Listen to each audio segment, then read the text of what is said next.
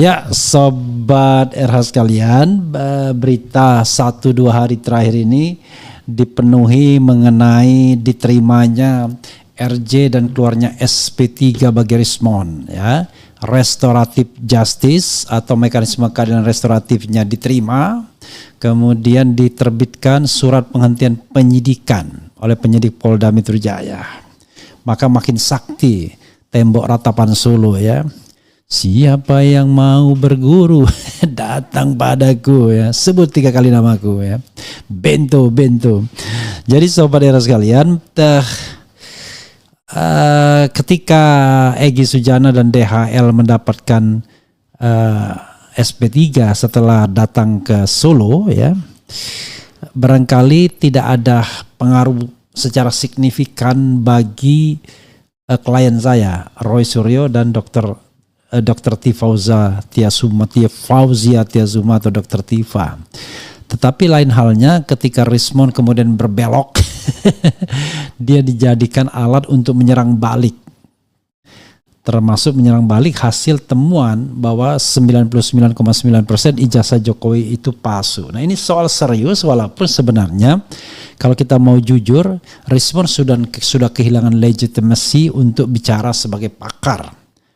Mungkin keahliannya remains, tetapi yang jadi masalah adalah dia tidak punya standing lagi ketika ijazahnya diragukan dan lain sebagainya. Kalau dia seperti topi merah, mengaku tidak tamat, itu lebih baik daripada dia menyandang 2 gelar doktor dan master dari Yamaguchi University, tapi belakangan kemudian ditemukan fakta sebagaimana dilaporkan para termul ini, ya, yang mengatakan tidak ada, Rismond tidak menyelesaikan studinya dan kemudian diduga diperkuat dengan surat atau pernyataan kematian tersebut yang mengindikasikan bahwa dia memang menghindari penalti atau pengembalian beasiswa dari pemerintah Jepang. Nah, sobat era sekalian, kondisi seperti itu yang kita perkirakan membuat dia terpojok akhirnya. Dr. Tifa menulis bahwa Rismond tidak berkhianat, dia hanya bertahan. Karena yang diincar adalah bukan lagi dirinya sendiri, terhadap dirinya dia tidak takut, tapi ketika Vivian sang belahan jiwa diincar, itulah kemudian yang membuat dia menyerah. Konon begitu, itu salah satu analisis mengatakan demikian. Tapi whatever it is, apapun motivasinya, apakah motivasinya karena memang genuine dalam dirinya sendiri atas permintaan keluarga untuk mengajukan restoratif justice, tapi ada one thing for sure yang harus kita katakan, bahwa RJ Rismond itu tidak sah, alias melanggar hukum, alias melanggar Undang-Undang nomor 25 tahun 2023 tentang Kitab Undang-Undang Hukum Acara Pidana. Jadi saudara sekalian, sering orang mengatakan bahwa RJ itu tidak didasarkan pada KUHP yang baru. Karena KUHP yang baru mengatakan dalam pasal peralihan 361, ya, ayat huruf A, di situ dikatakan bahwa sebuah kasus yang sudah masuk dalam tahap penyidikan, ketika undang-undang ini diundangkan, maka tunduk kepada KUHP yang lama. Kita bacakan, ya, pasal 361 huruf A, Undang-Undang nomor 25 tahun 2023. Oke. Nih, ya. Pada saat undang-undang ini mulai berlaku, pasal 361 ini pasal ketentuan peralihan. A. Perkara tindak pidana yang sedang dalam proses penyidikan atau penuntutan. Penyidikan atau penuntutannya diselesaikan berdasarkan ketentuan dalam Undang-Undang nomor 8 tahun 1981 tentang hukum acara pidana. Lembaran Negara Republik Indonesia tahun 1981 nomor 76, tambahan Lembaran Negara Republik Indonesia nomor 3209. Nah, berdasarkan mandat dari ketentuan peralihan pasal 361 huruf A Undang-Undang nomor 25 tahun 2023 tentang Kitab Undang-Undang Hukum Acara Pidana, maka kemudian proses penyidikan kasus ijazah palsu ini masih menggunakan KUHP yang lama. Oke, masih menggunakan KUHP yang lama. Tetapi yang kita harus pahami adalah KUHP yang lama itu tidak mengatur tentang restoratif justice atau mekanisme keadilan restoratif atau MKR. Didapat di mana? Di antara lain adalah peraturan kepolisian, Perpol tentang restoratif justice. Perpol nomor berapa ya? Kalau nggak salah Perpol nomor 8 atau 80. Perpol restoratif justice. Ini Perpol nomor 8 tahun 2021 tentang keadilan restoratif adalah peraturan kepolisian negara Republik Indonesia tentang penanganan tindak pidana berdasarkan keadilan restoratif justice yang ditetapkan pada 19 Agustus 2021. Peraturan ini menjadi dasar hukum bagi Polri untuk menyelesaikan perkara pidana ringan, terutama yang kerugiannya di bawah 2,5 juta melalui musyawarah dan pemulihan keadaan. Poin penting, tujuan mewujudkan penyelesaian tindak pidana yang mengedepankan keadilan bagi korban dan pelaku, serta mengembalikan keadaan semula tidak semata-mata berorientasi pada pemidanaan. Syarat material, tindak pidana yang diselesaikan tidak menimbulkan keresahan masyarakat, bukan residivis, serta adanya kesepakatan perdamaian antara kedua belah pihak. Syarat formil, adanya surat permohonan perdamaian, kesepakatan tertulis, dan gelar perkara untuk menghentikan penyidikan. Kasus yang berlaku umumnya diterapkan pada tindak pidana ringan, penghinaan, pencemaran nama baik, atau ancaman ringan. Tujuan utama, mengurangi beban pengadilan dan penjara serta memberikan penyelesaian, memberikan penyelesaian yang cepat bagi masyarakat. Perpol ini progresif dalam menangani kasus hukum, namun dalam penerapannya tetap harus memperhatikan aspek perlindungan bagi korban. Jadi, saudara sekalian, itu Perpol. Pertanyaannya adalah, ketika kemudian Perpol ini mau dipakai berdasarkan aturan peralihan pasal 361 huruf A KUHP tadi, maka secara teoritis terbentur pada teori jenjang peraturan perundang-undangan.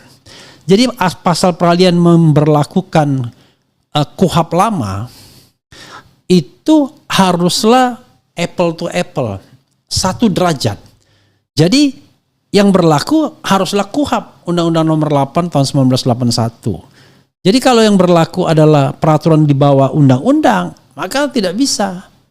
Harus kembali kepada induknya yang semula, yaitu peraturan barunya, yaitu Undang-Undang Nomor 25 Tahun 2023 tentang Kitab Undang-Undang Hukum Acara Pidana yang mengatur ini di dalam pasal 79, 80, 81, 82, 83. Jadi di situ jelas dikatakan, saudara sekalian, bahwa tidak bisa kalau kita mau restoratif justice terhadap tindak pidana yang ancaman hukumannya di atas 5 tahun.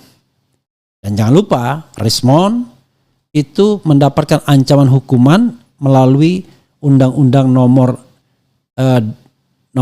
11 tahun 2008 tentang ITE, Informasi dan Transaksi Elektronik, pasal 32 ayat 1 dengan ancaman hukuman 8 tahun penjara, dan pasal 35 dengan ancaman hukuman 12 tahun penjara. Kedua pasal tersebut memang dianggap sebagai pasal penyelundupan yang tidak sesuai dengan peristiwa, atau tindak pidana atau fakta yang terjadi. Nah, tapi penyidik nekat mengenakan pasal ini dalam rangka untuk menekan, diduga untuk menekan tersangka, dalam hal ini Dr. Tifa, kemudian Roy Suryo, Rismon, agar mau bernegosiasi. Karena ada ancaman bisa ditahan dalam proses persidangan. Siapa yang mau ditahan? Ya kan? Jadi kalau kita bacakan, sobat era sekalian, pasal 80 itu, terutama pasal 80 bunyinya sebagai berikut. Saya mau bicara dulu dari pasal 79 yang jelas-jelas mengatur tentang keadilan restoratif atau mekanisme keadilan restoratifnya atau restoratif justice. Jadi pasal keadilan restoratif itu sekali lagi pasal 79 ya. Nah ini mulai pasal 79. Di situ disebutkan bahwa kalau bisa di display ya. Undang-Undang Nomor 25 Tahun 2023 ya. Mekanisme keadilan restoratif bab 4 bagian ke-1 umum pasal 79. Mekanisme keadilan restoratif dilakukan untuk memulihkan keadaan semula yang berupa pemaafan dari korban dan atau keluarganya. Apakah Pak Jokowi memaafkan Rismon? Sepertinya terpenuhi syarat ini. Pengembalian barang yang diperoleh dari tindak pidana kepada korban tidak ada kaitannya dengan Rismon. Penggantian biaya perawatan medis dan atau psikologis tidak ada kaitannya dengan Rismon. Kemudian D, ganti rugi atas kerugian lain yang diderita korban sebagai akibat tindak pidana yang dialami korban. Jadi korban itu Pak Jokowi. Tidak ada kaitannya. Memperbaiki kerusakan yang ditimbulkan dari akibat tindak pidana yang dialami korban. Ada kaitannya. Misalnya adalah perintah untuk menarik buku Endgame, Gibran Endgame. Kemudian mendelegitimasi Jokowi's White Paper yang merupakan bagian dari Rismon. Barangkali ini bagian dari perjanjian. Membayar ganti rugi yang ditimbulkan dari akibat tindak pidana. Tidak ada ganti rugi sepertinya. Kemudian ayat 2-nya pasal 79 ayat 2, pemulihan keadaan semula sebagaimana dimaksud pada ayat 1 harus dituangkan dalam kesepakatan. Mungkin ada kesepakatan tertulisnya, mungkin ya. Kemudian kesepakatan sebagaimana dimaksud pada ayat 2 wajib dilaksanakan dalam jangka waktu paling lama 7 hari. Kelihatannya 7 hari tercapai atau tidak, atau melebihi. Kita tidak menghitungnya secara persis karena kesepakatannya yang jelas pada tanggal 11 diumumkan pada tanggal 12 Maret Rismon pergi ke Solo, kemudian datang ke Jakarta lagi, barangkali tidak 7 hari juga ya. Pencabutan laporan atau pengaduan hanya dapat dilakukan setelah pelaku memenuhi seluruh kesepakatan sebagaimana dimaksud pada ayat 2. Oke, pencabutan berarti sudah dilakukan oleh Pak Jokowi. Nah, di sinilah titik inilah pasal 79 ayat 4. Kalau satu LP laporan polisi itu dicabut, maka secara teoritis menurut mantan Wakapolri Ugroseno harusnya tercabut semua. Karena berada dalam satu laporan yang sama, nomor LP yang sama, nggak bisa diprotolin satu-satu. Dan ini tidak ada kaitannya dengan individual responsibility, tanggung jawab individual, tidak. Ini hubungannya dengan administrasi perkara. Bagaimana kalau misalnya gugur semua? Boleh, tapi bisa juga diproses lagi kalau mau. Kalau kita tertib administratif, kan begitu. Ya, oke. Kemudian pencabutan laporan atau pengaduan hanya dapat dilakukan setelah pelaku memenuhi seluruh kesepakatan tadi ya. Ayat 5, setelah seluruh kesepakatan terlaksana, perkara wajib dihentikan dan dimintakan penetapan pengadilan. Ada nggak penetapan pengadilan? Tidak ada. Ya, adanya ya penetapan dari penyidik saja. Apabila kesepakatan tidak dilaksanakan oleh pelaku sampai dengan berakhirnya jangka waktu sebagaimana dimaksud pada ayat 3, penyidik yang tadi 7 hari ya, penyidik wajib membuat berita acara pelaksanaan mekanisme keadilan restoratif yang memuat identitas para pihak, isi kesepakatan, bukti pelaksanaan sebagian atau seluruh kesepakatan, dan alasan tidak dipenuhinya kesepakatan oleh pelaku. Berita acara sebagaimana dimaksud pada ayat 6 menjadi bagian tidak terpisahkan dari berkas perkara sebagai dasar untuk melanjutkan proses peradilan. Mekanisme keadilan restoratif dilaksanakan pada tahap penyelidikan bisa, penyidikan bisa, penuntutan bisa, dan pemeriksaan di sidang pengadilan bisa juga. Oke. Nah, ini pasal 80 syarat-syaratnya. Ayat 1 ya. Mekanisme keadilan restoratif dapat dikenakan terhadap tindak pidana yang memenuhi syarat sebagai berikut. A. Tindak pidana diancam hanya dengan pidana denda paling banyak kategori 3, 50 juta kalau tidak salah ya. Atau diancam dengan pidana penjara paling lama 5 tahun. Jelas 5 tahun. Kemudian tindak pidana yang pertama kali dilakukan dan atau. Nah ini Mas Roy bisa tidak memenuhi syarat ya. Dan atau bukan merupakan pengulangan tindak pidana kecuali terhadap tindak pidana yang putusannya berupa pidana denda atau tindak pidana yang dilakukan karena kealpaan. Oke. Dalam hal belum terdapat tindak pidana sebagaimana dimaksud pada ayat 1, berdasarkan laporan korban dilakukan mekanisme keadilan restoratif pada tahap penyelidikan berupa kesepakatan damai antara pelaku dan korban. Bisa juga ya. Mekanisme keadilan restoratif dilakukan melalui permohonan yang diajukan oleh pelaku tindak pidana, tersangka, terdakwa atau keluarganya dan atau korban tindak pidana atau keluarganya, atau penawaran dari penyelidik, penyidik, penuntut umum atau hakim kepada korban, pelaku tindak pidana, tersangka dan terdakwa. Jadi bisa pelapor sama tersangka terdakwa. Tapi bisa juga atau pihak keluarga, tapi bisa juga inisiatif dari penyidik. Mekanisme keadilan restoratif sebagaimana dimaksud pada ayat 1 dilakukan tanpa tekanan, paksaan, intimidasi, tipu daya, ancaman kekerasan, penyiksaan, dan tindakan yang merendahkan kemanusiaan terhadap tersangka, terdakwa, korban, dan atau keluarganya. Dan ini terbalik. Jadi terbalik ya. Jadi yang mengejar-ngejar minta agar mengajukan RJ, restoratif justice, itu adalah Pak Jokowi, bukan yang mereka anggap sebagai pelaku ya. Jadi ditawar-tawar, ayolah datang ke Solo RJ. Saya pernah mendengar langsung dari salah seorang pengacara yang bikin katakanlah organisasi yang mewakili kepentingan Pak Jokowi, entah buat apa ya. Nah di sini mekanisme pasal 82-nya, mekanisme keadilan restoratif dikecualikan untuk kecuali ya tindak pidana terhadap keamanan negara, tindak pidana terhadap negara sahabat, kepala negara sahabat serta wakilnya, tindak pidana ketertiban umum, dan tindak pidana kesusilaan, tindak pidana terorisme, tindak pidana korupsi, tindak pidana kekerasan seksual, tindak pidana yang diancam dengan pidana penjara 5 tahun atau lebih. Ya, kecuali karena kealpaannya, ya. Bahkan ini bukan di atas 5 tahun, tapi 5 tahun atau lebih, ya. Bukan hanya 5 tahun, bukan hanya di atas 5 tahun.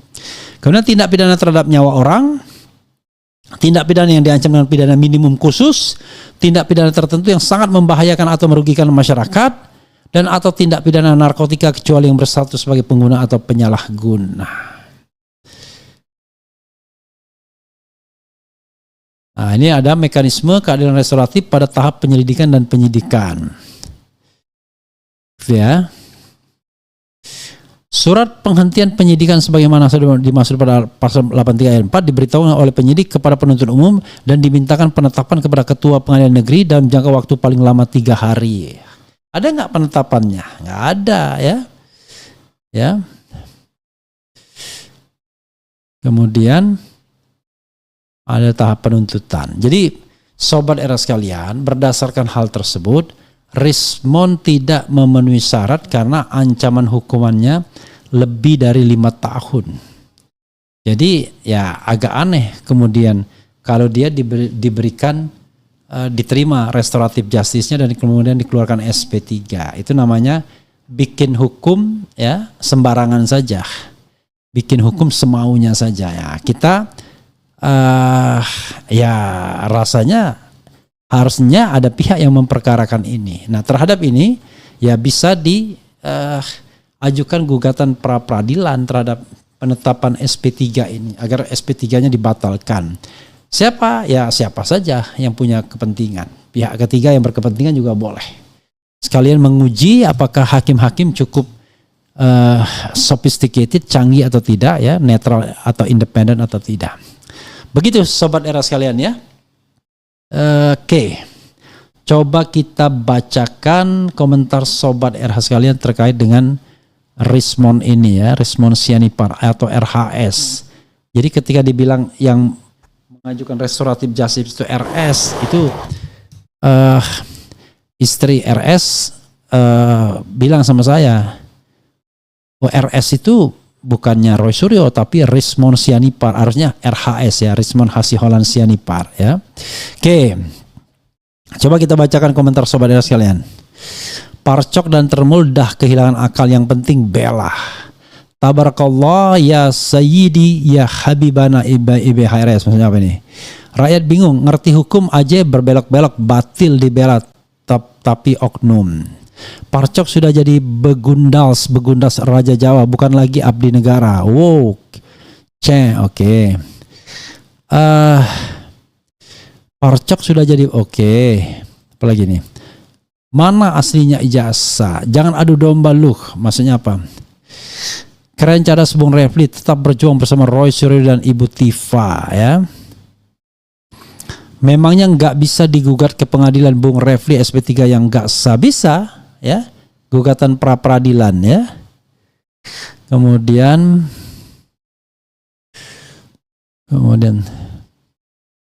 tidak akan lagi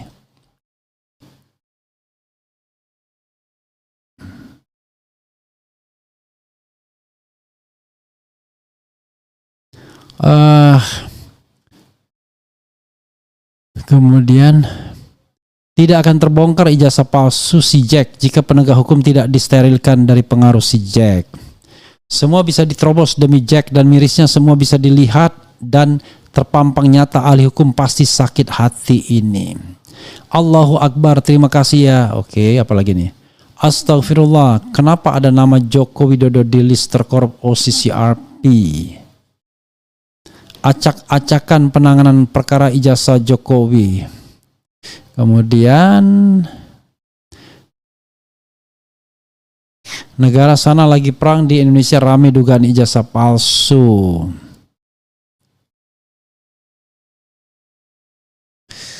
Refli Harun terlalu melempem, tidak mau lawan Respon. Respon ini wajib dipenjara bang. Orang tidak tahu terima kasih, dibayari makan gratis, di lawyer gratis, dan modalin cetak buku. Sekarang malah kurang ngajar. Ya biarin aja. Masa Anda mau ngadu-ngadu saya ya? Saya konsentrasinya adalah membela Roy dan Tifa sekarang ya. Kalau soal Rismon yang sudah mulai berkacamata hitam ini kita lihatlah ya. Tidak ada uang dalam restoratif justice ya, luar biasa ya. Jadi netizen sukanya ya. Bung Refli, percuma kalau cuma omongan saja tidak bertindak untuk membenarkan pendapatnya. Ayo dong aksi nyata. Ini Anda tuh heran ya. Yang namanya berpendapat di muka publik itu aksi nyata sudah. Ya, itu bentuk protes ya. Nggak ada bedanya sama turun ke jalan. Bahkan gemanya bisa lebih besar. Nah, cuman apakah kemudian akan kita gugat misalnya SP3-nya ini ya, kita lihat siapa yang akan menggugatnya ya. Kira-kira siapa yang akan menggugat kan begitu. Oke, senangnya ngajak berkelahi gitu ya.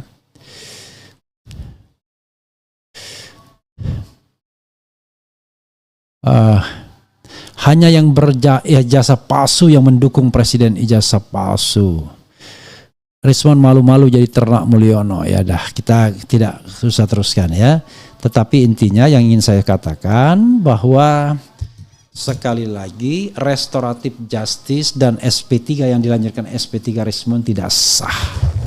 Karena jelas-jelas bertentangan dengan pasal 80 dan 81 Undang-Undang Nomor 25 tahun